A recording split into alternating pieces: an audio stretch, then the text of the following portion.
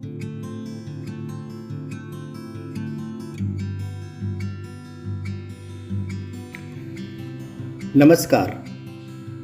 मचान के सुनो कहानी खंड में आपका स्वागत है।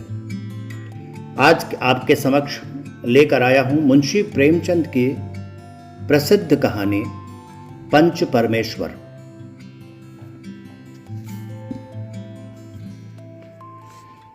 जुम्मन शेख और अलगू चौधरी में गाढ़ी मित्रता थी।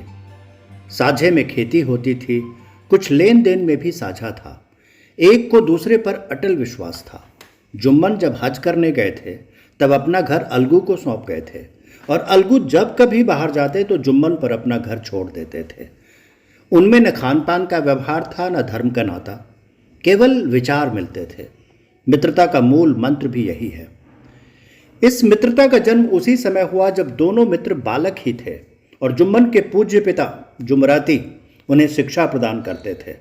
अलगू ने गुरुजी की बहुत सेवा की थी, खूब रकाबियां मांजी, खूब प्याले धोए। उनका हुक्का एक क्षण के लिए भी विश्राम न लेने पाता था, क्योंकि प्रत्येक चिलम अलगू को आध घंटे तक किताबों से अलग कर देती थी। अलगू के पिता पुराने विचारों के मनुष्य थे। उन्हें शिक्षा की अपेक्षा गुरु की सेवा शुश्रूषा पर अधिक विश्वास था। वो कहते थे कि विद्या पढ़ने से नहीं आती, जो कुछ होता है गुरु के आशीर्वाद से। बस गुरु जी की कृपा दृष्टि चाहिए। अतएव यदि अलगू पर जुमराती शेख के आशीर्वाद अथवा सत्संग का कुछ फल न हुआ तो यह मानकर संतोष कर लेगा कि विद्योपार्जन में उसने यथाशक्ति कोई बात उठा नहीं रखी। विद्या उसके भाग्य ही में ना थी तो कैसे आती। मगर जुमराती शेख स्वयं आशीर्वाद के कायल न थे। उन्हें अपने सोंटे पर अधिक भरोसा था और उसी सोंटे के प्रताप से आज आसपास के गांव में जुम्मन की पूजा होती थी। उनके लिखे हुए रेहननामे या बैनामे पर कचहरी का मुहर्रिर भी कलम न उठा सकता था। हल्के का डाकिया, कांस्टेबल और तहसील का चपरासी सब उनकी कृपा की आकांक्षा रखते थे। अतएव अलगू का मान उनके धन के कारण था तो जुम्मन शेख अपनी अनमोल विद्या से ही सबके आदर पात्र बने थे। जुम्मन शेख की एक बूढ़ी खाला थी। उसके पास कुछ थोड़ी सी मिल्कियत थी, परंतु उसके निकट संबंधियों में कोई न था। जुम्मन ने लंबे चौड़े वादे करके वो मिल्कियत अपने नाम लिखवा ली थी। जब तक दान पात्र की रजिस्ट्री न हुई थी तब तक खाला जान का खूब आदर सत्कार किया गया। उन्हें खूब स्वादिष्ट पदार्थ खिलाए गए, हलवे पुलाव की वर्षा सी की गई। पर रजिस्ट्री की मुहर ने इन खातिरदारियों पर भी मानो मुहर लगा दी। जुम्मन की पत्नी करीमन रोटियों के साथ कड़वी बातों के कुछ तेज तीखे सालन भी देने लगी। जुम्मन शेख भी निठुर हो गए। अब बेचारी खाला जान को प्रायः नित्य ही ऐसी बातें सुननी पड़ती थीं। बुढ़िया न जाने कब तक जिएगी। 2-3 बीघे ऊसर क्या दे दिया, मानो मोल ले लिया है। बघारी दाल के बिना रोटियां नहीं उतरती। जितना रुपया इसके पेट में झोंक चुके उतने से तो अब तक गांव मोल ले लेते। कुछ दिन खाला जान ने सुना और सहा, पर जब न सहा गया तो जुम्मन से शिकायत की। जुम्मन ने स्थानीय कर्मचारी गृह स्वामी के प्रबंध में दखल देना उचित न समझा।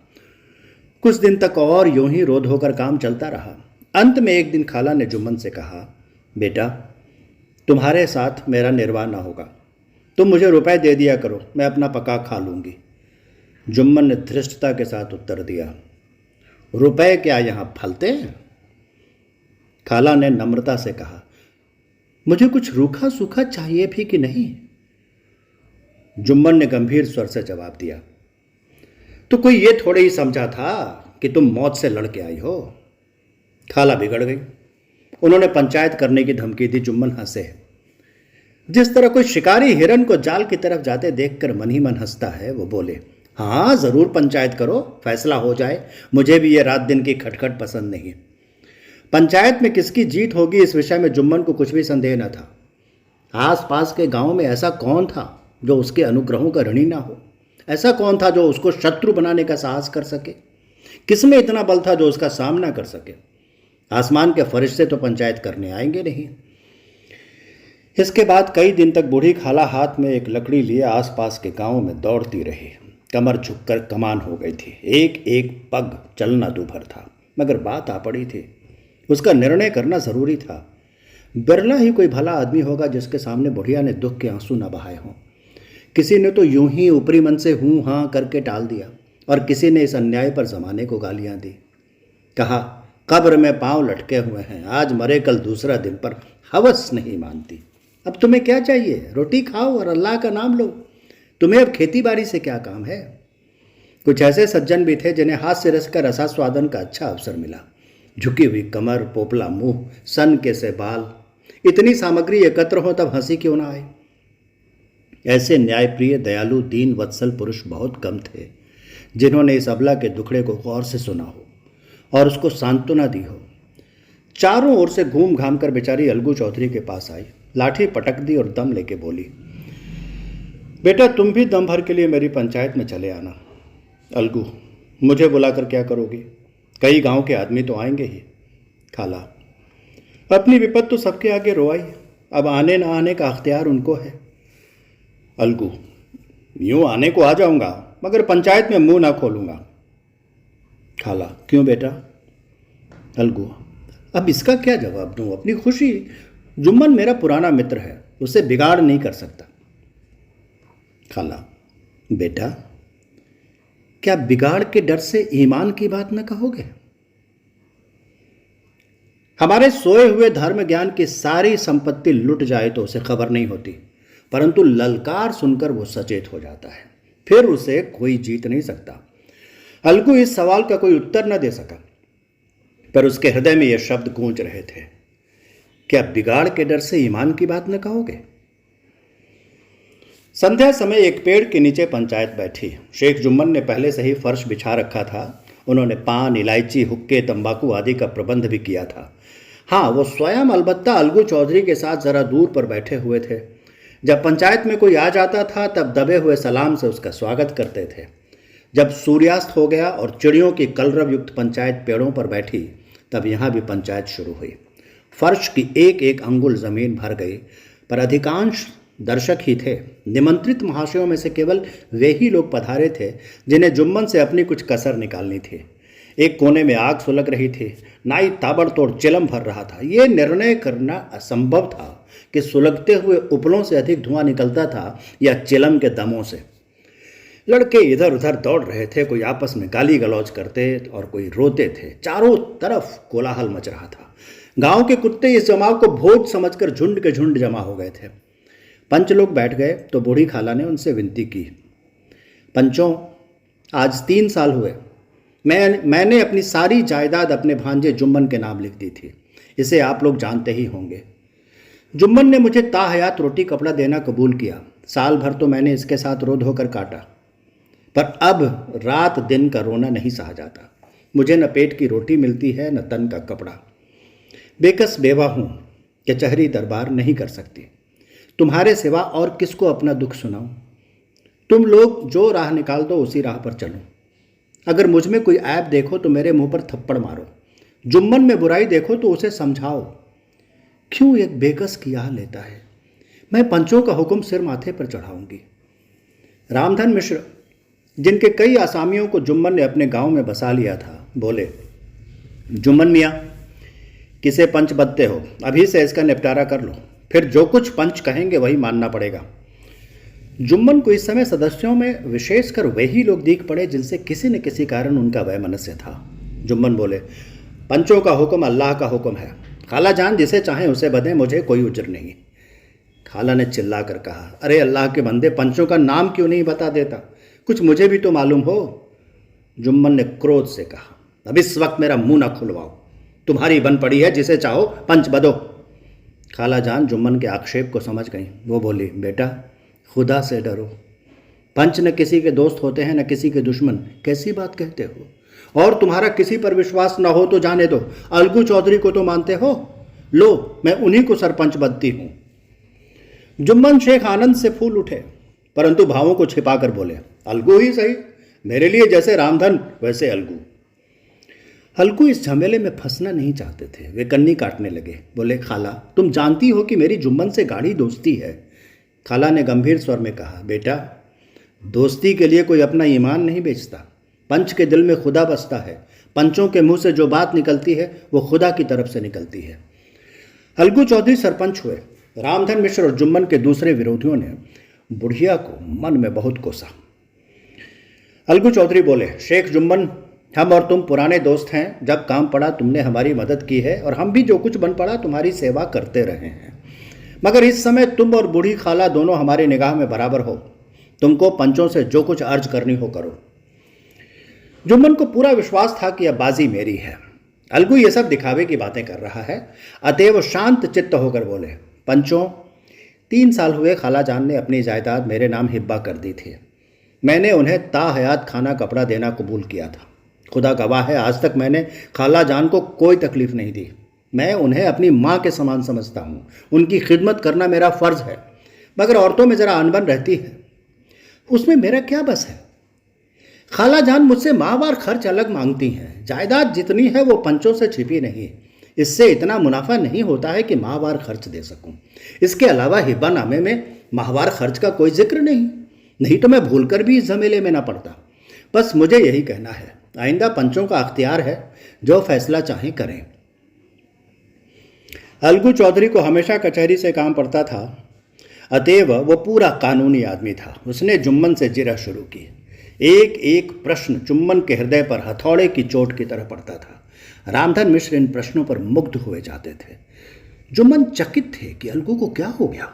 अभी ये अलगू मेरे साथ बैठा हुआ कैसी कैसी बातें कर रहा था, इतनी ही देर में ऐसी काया पलट हो गई कि मेरी जड़ खोदने पर तुला हुआ है। न मालूम कब की कसर ये निकाल रहा है। क्या इतने दिनों की दोस्ती कुछ भी काम ना आएगी। जुम्मन शेख तो इसी संकल्प विकल्प में पड़े हुए थे कि इतने में अलगू ने फैसला सुनाया। जुम्मन शेख, पंचों ने इस मामले पर विचार किया। उन्हें यह नीति संगत मालूम होता है कि खाला जान को माहवार खर्च दिया जाए। हमारा विचार है कि खाला की जायदाद से इतना मुनाफा अवश्य होता है कि माहवार खर्च दिया जा सके। बस यही हमारा फैसला है। अगर जुम्मन को खर्च देना मंजूर ना हो तो हिब्बा नामा रद्द समझा जाए। यह फैसला सुनते ही जुम्मन सन्नाटे में आ गए। जो अपना मित्र हो वो शत्रु का व्यवहार करे और गले पर छुरी फेरे, इसे समय के हेर फेर के सिवा और क्या कहें। जिस पर पूरा भरोसा था उसने समय पड़ने पर धोखा दिया। ऐसे ही अवसरों पर झूठे सच्चे मित्रों की परीक्षा की जाती है। यही कलयुग की दोस्ती है। अगर लोग ऐसे कपटी धोखेबाज न होते तो देश में आपत्तियों का प्रकोप क्यों होता। यह हैजा, प्लेग आदि व्याधियां दुष्कर्मों के ही दंड हैं। मगर रामधन मिश्र और अन्य पंच अलगू चौधरी की इस नीति परायणता की प्रशंसा जी खोल कर रहे थे।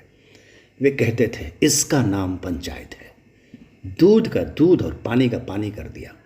दोस्ती दोस्ती की जगह है, किंतु धर्म का पालन करना मुख्य है। ऐसे ही सत्यवादियों के बल पर पृथ्वी ठहरी है, नहीं तो यह कब की रसातल को चली जाती। इस फैसले ने अलगू और जुम्मन की दोस्ती की जड़ हिला दी। अब वे साथ साथ बातें करते नहीं दिखाई देते। इतना पुराना मित्रता रूपी वृक्ष सत्य का एक झोंका भी न सह सका। सचमुच वो बालू की ही जमीन पर खड़ा था। उनमें अब शिष्टाचार का अधिक व्यवहार होने लगा। एक दूसरे की आवभगत ज्यादा करने लगा। वे मिलते जुलते थे, मगर उसी तरह जैसे तलवार ढाल से मिलती है। जुम्मन के चित्त में मित्र की कुटिलता आठों पहर खटका करती थी। उसे हर घड़ी यही चिंता रहती थी कि किसी तरह बदला लेने का अवसर मिले। अच्छे कामों की सिद्धि में बड़ी देर लगती है, पर बुरे कामों की सिद्धि में यह बात नहीं होती है। जुम्मन को भी बदला लेने का अवसर जल्द ही मिल गया। पिछले साल अलगू चौधरी बटेसर से बैलों की एक बहुत अच्छी गोई मोल लाए थे। बैल पछाही जाति के सुंदर बड़े बड़े सींगों वाले थे। महीनों तक आसपास के गांव के लोग दर्शन करते रहे। दैव योग से जुम्मन की पंचायत के 1 महीने के बाद इस जोड़ी का एक बैल मर गया। जुम्मन ने दोस्तों से कहा, यह दगाबाजी की सजा है। इंसान सब्र भले ही कर जाए, पर खुदा नेकबद सब देखता है। अलगू को संदेह हुआ कि जुम्मन ने बैल को विष दिला दिया है। चौधराइन ने भी जुम्मन पर ही इस दुर्घटना का दोषारोपण किया। उसने कहा, जुम्मन ने कुछ कर करा दिया है। चौधराइन और करीमन में इस विषय पर एक दिन खूब ही वाद विवाद हुआ। दोनों देवियों ने शब्द बाहुल्य की नदी बहा दी। व्यंग्य, वक्रोक्ति, अन्योक्ति और उपमा आदि अलंकारों में बातें हुई। जुम्मन ने किसी तरह शांति स्थापित की। उन्होंने अपनी पत्नी को डांट डपट कर समझा दिया। वो उसे उस रणभूमि से हटा भी ले गए। उधर अलगू चौधरी ने समझाने बुझाने का काम अपने तर्कपूर्ण सोंटे से लिया। अब अकेला बैल किस काम का। उसका जोड़ बहुत ढूंढा गया पर न मिला। निदान ये सलाह ठहरी कि इसे बेच डालना चाहिए। गांव में एक समझू साहू थे। वो इक्का गाड़ी हाँकते थे। गांव के गुड़ घी लाद कर मंडी ले जाते। मंडी से तेल नमक भर लाते और गांव में बेचते। इस बैल पर उनका मन लहराया। उन्होंने सोचा ये बैल हाथ लगे तो दिन भर में बेखटके 3 खेप हों। आजकल तो एक ही खेप में लाले पड़े रहते हैं। बैल देखा, गाड़ी में दौड़ाया, बौल भौरी की पहचान कराई, मोल तोल किया और उसे लाकर द्वार पर बांध ही दिया। 1 महीने में दाम चुकाने का वादा ठहरा। चौधरी को भी गरज थी ही, घाटे की परवाह न की। समझू साहू ने नया बैल पाया तो लगे उसे रगेदने। वो दिन में 3-3, 4-4 खेपे करने लगे। न चारे की फिक्र थी न पानी की, बस खेपों से काम था। मंडी ले गए, वहाँ कुछ सूखा भूसा सामने डाल दिया। बेचारा जानवर अभी दम भी न लेने पाया था कि फिर जोत दिया। अलगू चौधरी के घर था तो चैन की बंशी बजती थी। बैल राम छठे चमाहे कभी बहली में जोते जाते थे, खूब उछलते कूदते और कोसों तक दौड़ते चले जाते थे। वहाँ बैलराम का रातिब था साफ पानी, दली हुई अरहर की दाल और भूसे के साथ खली। और यही नहीं, कभी कभी घी का स्वाद भी चखने को मिल जाता था। शाम सवेरे एक आदमी खरहरे करता, पूछता और सहलाता था। कहाँ वो सुख चैन, कहाँ ये 8 पहर की खपत। महीने भर ही में वो पिस सा गया। इक्के का जुआ देखते ही उसका लहू सूख जाता था। एक एक पग चलना दूभर था। हड्डियां निकल आई थीं, पर था वो पानीदार। मार की बर्दाश्त न थी। एक दिन चौथी खेप में साहू जी ने दूना बोझ लादा। दिन भर का थका जानवर, पैर न उठते थे, पर साहू जी कोड़े फटकारने लगे। बस फिर क्या था, बैल कलेजा तोड़कर चला। कुछ दौड़ा और चाहा कि जरा दम ले लूं, पर साहू जी को जल्द पहुंचने की फिक्र थी। अतएव उन्होंने कई कोड़े बड़ी निर्दयता से फटकारे। बैल ने एक बार फिर जोर लगाया, पर अब की बार शक्ति ने जवाब दे दिया। वो धरती पर गिर पड़ा और ऐसा गिरा कि फिर न उठा।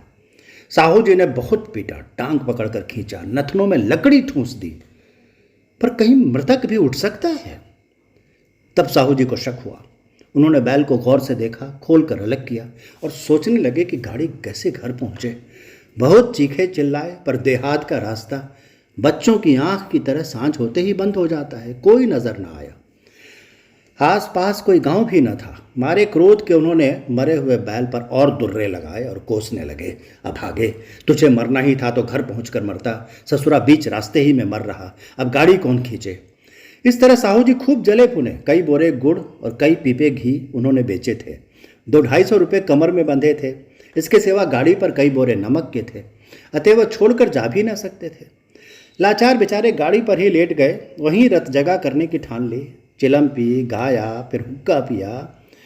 इस तरह साहू जी आधी रात तक नींद को बहलाते रहे। अपनी जान में तो वो जागते ही रहे, पर पौ फटते ही जो नींद टूटी और कमर पर हाथ रखा तो थैली गायब। घबरा कर इधर उधर देखा तो कई कनस्तर तेल भी नदारत। अफसोस में बेचारे ने सिर पीट लिया और पछाड़ खाने लगे। प्रातःकाल रोते बिलखते घर पहुंचे। सहुआइन ने जब ये बुरी सुनावनी सुनी तो पहले तो रोई, फिर अलगू चौधरी को गालियां देने लगी। निगोड़े ने ऐसा कुलच्छनी बैल दिया कि जन्म भर की कमाई लुट गई। इस घटना को हुए कई महीने बीत गए। अलगू जब अपने बैल के दाम मांगते तब साहू और सहुआइन दोनों ही झल्लाए हुए कुत्ते की तरह चढ़ बैठते और अंड बंड बकने लगते। वाह, यहाँ तो सारे जन्म की कमाई लुट गई, सत्यानाश हो गया, इन्हें दामों की पड़ी है। मुर्दा बैल दिया था, उस पर दाम मांगने चले हैं। आंखों में धूल झोंक दी। सत्यानाशी बैल गले बांध दिया। हमें निरा पोंगा ही समझ लिया है। हम भी बनिए के बच्चे हैं। ऐसे बुद्धू कहीं और होंगे। पहले जाकर किसी गड्ढे में मुंह धोआओ, तब दाम लेना। न जी मानता हो तो हमारा बैल खोल ले जाओ। महीने भर के बदले 2 महीना जोत लो, और क्या लोगे। चौधरी के अशुभ चिंतकों की कमी न थी। ऐसे अवसरों पर वे भी एकत्र हो जाते और साहू जी के बर्राने की पुष्टि करते। परंतु 150 रुपये से इस तरह हाथ धो लेना आसान न था। एक बार वो भी गर्म पड़े। साहू जी बिगड़कर लाठी ढूंढने घर में चले गए। अब सहुआइन ने मैदान लिया। प्रश्नोत्तर होते होते हाथापाई की नौबत आ पहुंची। सहुआइन ने घर में घुसकर किवाड़ बंद कर लिए। शोरगुल सुनकर गांव के भले मानस जमा हो गए। उन्होंने दोनों को समझाया, साहू जी को दिलासा देकर घर से निकाला। वो परामर्श देने लगे कि इस तरह से काम ना चलेगा, पंचायत कर लो और जो कुछ तय हो जाए उसे स्वीकार कर लो। साहू जी राजी हो गए। अलगू ने भी हामी भर ली। पंचायत की तैयारियां होने लगी। दोनों पक्षों ने अपने अपने दल बनाने शुरू किए। इसके बाद तीसरे दिन उसी वृक्ष के नीचे पंचायत बैठी। वही संध्या का समय था। खेतों में कौवे पंचायत कर रहे थे। विवादग्रस्त विषय था यह कि मटर की फलियों पर उनका कोई स्वत्व है या नहीं, और जब तक ये प्रश्न हल न हो जाए तब तक वे रखवाले की पुकार पर अपनी अप्रसन्नता प्रकट करना आवश्यक समझते थे। पेड़ की डालियों पर बैठी शुकमंडली में यह प्रश्न छिड़ा हुआ था कि मनुष्यों को उन्हें बेमुरव्वत कहने का क्या अधिकार है, जब उन्हें स्वयं अपने मित्रों से दगा करने में भी संकोच नहीं होता। पंचायत बैठ गई तो रामधन मिश्र ने कहा, अब देरी क्या है, पंचों का चुनाव हो जाना चाहिए। बोलो चौधरी, किस किस को पंच बदते हो? अलगू ने दीन भाव से कहा, समझू साहू ही चुन ले। समझू खड़े हुए और कड़क कर बोले, मेरी ओर से जुम्मन शेख। जुम्मन का नाम सुनते ही अलगू चौधरी का कलेजा धक धक करने लगा, मानो किसी ने अचानक थप्पड़ मार दिया हो। रामधन अलगू के मित्र थे, वो बात को ताड़ गए। पूछा, क्यों चौधरी, तुम्हें कोई उज्र तो नहीं? चौधरी ने निराश होकर कहा, नहीं, मुझे क्या उज्र होगा। अपने उत्तरदायित्व का ज्ञान बहुधा हमारे संकुचित व्यवहारों का सुधारक होता है। जब हम राह भूलकर भटकने लगते हैं तब यही ज्ञान हमारा विश्वसनीय पथ प्रदर्शक बन जाता है। पत्र संपादक अपनी शांत कुटी में बैठा कितनी धृष्टता और स्वतंत्रता के साथ अपनी प्रबल लेखनी से मंत्रिमंडल पर आक्रमण करता है, परंतु ऐसे अवसर आते हैं जब वो स्वयं मंत्रिमंडल में सम्मिलित होता है। मंडल के भवन में पग धरते ही उसकी लेखनी कितनी मर्मज्ञ, कितनी विचारशील, कितनी न्यायपरायण हो जाती है। इसका कारण उत्तरदायित्व का ज्ञान है। नवयुवक युवावस्था में कितना उद्दंड रहता है, माता पिता उसकी ओर से कितने चिंतित रहते हैं, वे उसे कुल कलंक समझते हैं, पर थोड़े ही समय में परिवार का बोझ सिर पर पड़ते ही वह अव्यवस्थित चित्त उन्मत्त युवक कितना धैर्यशील, कितना शांत चित्त हो जाता है। यह भी उत्तरदायित्व के ज्ञान का फल है। जुम्मन शेख के मन में भी सरपंच का उच्च स्थान ग्रहण करते ही अपनी जिम्मेदारी का भाव पैदा हुआ। उसने सोचा, मैं इस वक्त न्याय और धर्म के सर्वोच्च आसन पर बैठा हूँ। मेरे मुंह से इस समय जो कुछ निकलेगा वो देववाणी के सदृश है, और देववाणी में मेरे मनोविकारों का कदापि समावेश न होना चाहिए। मुझे सत्य से जौ भर भी टलना उचित नहीं है। पंचों ने दोनों पक्षों से सवाल जवाब करने शुरू किए। बहुत देर तक दोनों दल अपने अपने पक्ष का समर्थन करते रहे। इस विषय में तो सब सहमत थे कि समझू को बैल का मोल देना चाहिए, परंतु दो महाशय इस कारण रियायत करना चाहते थे कि बैल के मर जाने से समझू को हानि हुई।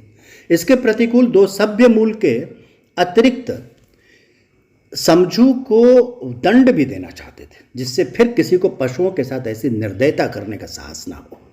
अंत में जुम्मन ने फैसला सुनाया, अलगू चौधरी और समझू साहू, पंचों ने तुम्हारे मामले पर अच्छी तरह विचार किया।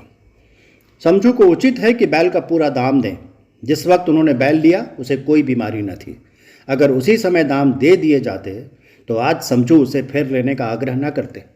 बैल की मृत्यु केवल इस कारण हुई कि उससे बड़ा कठिन परिश्रम लिया गया और उसके दाने चारे का कोई अच्छा प्रबंध न किया गया।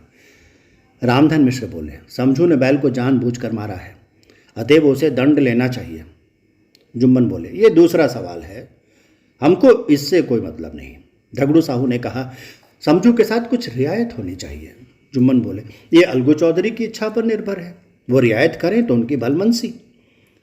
अलगू चौधरी फूले न समाये, उठ खड़े हुए और जोर से बोले, पंच परमेश्वर की जय। इसके साथ ही चारों ओर से प्रतिध्वनि हुई, पंच परमेश्वर की जय। प्रत्येक मनुष्य जुम्मन की नीति को सराहता था। इसे कहते हैं न्याय। यह मनुष्य का काम नहीं। पंच में परमेश्वर वास करते हैं, यह उन्हीं की महिमा है। पंच के सामने खोटे को कौन खरा कह सकता है। थोड़ी देर बाद जुम्मन अलगू के पास आए और उनके गले लिपट कर बोले, भैया, जब से तुमने मेरी पंचायत की तब से मैं तुम्हारा प्राणघातक शत्रु बन गया था, पर आज मुझे ज्ञात हुआ कि पंच के पद पर बैठकर न कोई किसी का दोस्त होता है न दुश्मन। न्याय के सिवा उसे और कुछ नहीं सोचता। आज मुझे विश्वास हो गया कि पंच की जबान में खुदा बोलता है। अलगू रोने लगे। इस पानी से दोनों के दिलों का मैल धुल गया। मित्रता की मुरझाई हुई लता फिर हरी हो गई। ये थी आज की कहानी पंच परमेश्वर। मचान के अगले अंक में फिर आपके समक्ष उपस्थित होऊंगा एक नई कहानी के साथ। नमस्कार।